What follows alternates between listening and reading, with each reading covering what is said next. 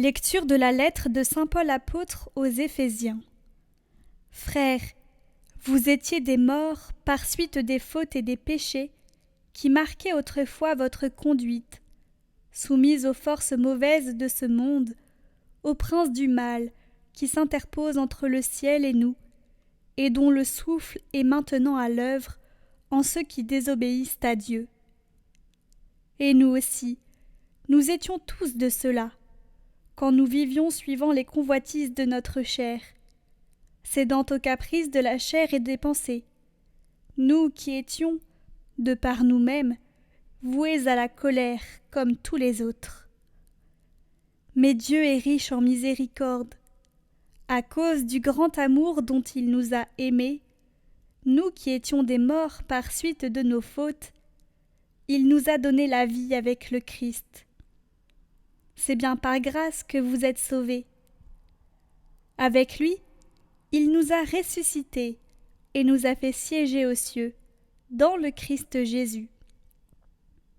Il a voulu ainsi montrer, au long des âges futurs, la richesse surabondante de sa grâce, par sa bonté pour nous dans le Christ Jésus. C'est bien par la grâce que vous êtes sauvés, et par le moyen de la foi. Cela ne vient pas de vous, c'est le don de Dieu. Cela ne vient pas des actes, personne ne peut en tirer orgueil. C'est Dieu qui nous a fait, il nous a créés dans le Christ Jésus, en vue de la réalisation d'œuvres bonnes qu'il a préparées d'avance pour que nous les pratiquions.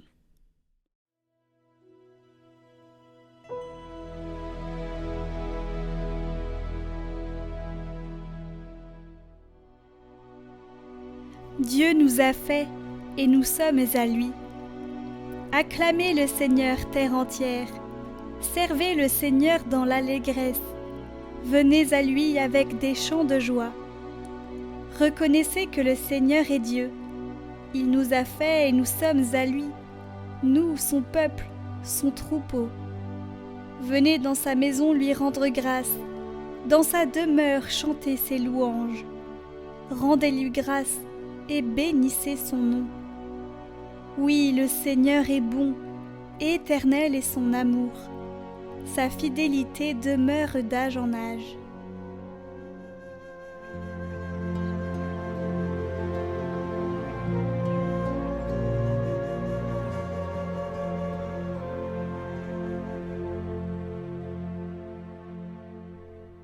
Évangile de Jésus-Christ selon saint Luc.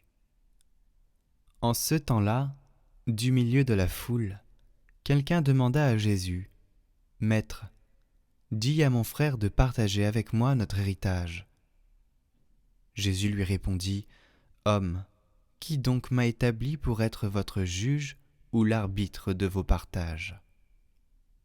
Puis, s'adressant à tous, « Gardez-vous bien de toute avidité, car la vie de quelqu'un, même dans l'abondance, ne dépend pas de ce qu'il possède. » Et il leur dit cette parabole. Il y avait un homme riche dont le domaine avait bien rapporté. Il se demandait : « Que vais-je faire, car je n'ai pas de place pour mettre ma récolte. » Puis il se dit : « Voici ce que je vais faire. Je vais démolir mes greniers. J'en construirai de plus grands et j'y mettrai tout mon blé et tous mes biens. Alors je me dirai à moi-même : te voilà donc avec de nombreux biens à ta disposition pour de nombreuses années.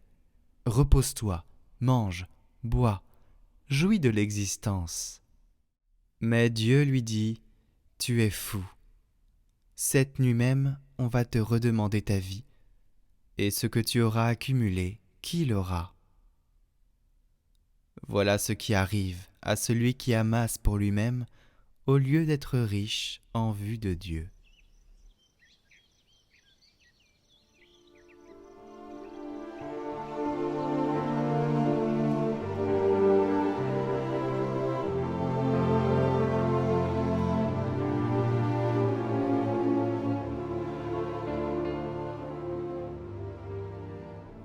Commentaire d'Isaac le Syrien.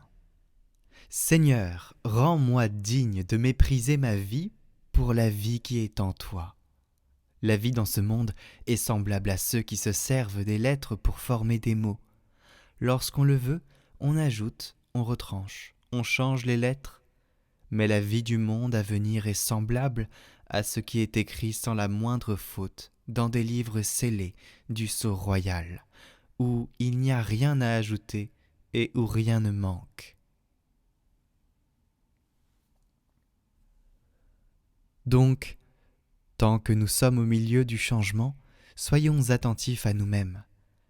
Tant que nous avons pouvoir sur le manuscrit de notre vie, sur ce que nous avons écrit de nos mains, efforçons-nous d'y ajouter ce que nous faisons de bien et effaçons les défauts de notre première conduite.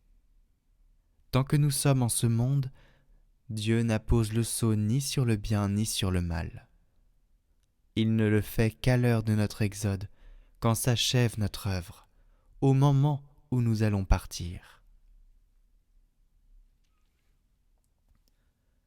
Comme l'a dit saint Éphrem, il nous faut considérer que notre âme est semblable à un navire prêt au voyage, mais qui ne sait pas quand va venir le vent, ou encore qu'elle est semblable à une armée qui ne sait pas quand va sonner trompette qui annonce le combat.